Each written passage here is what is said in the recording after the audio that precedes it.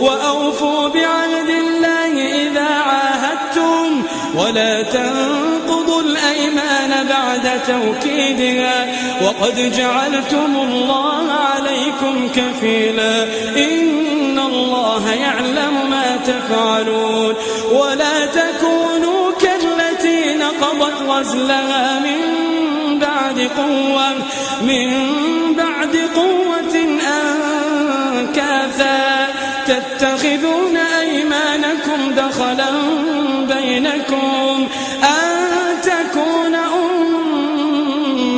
هي أربى من أمة إنما يبلوكم الله به وليبينن لكم يوم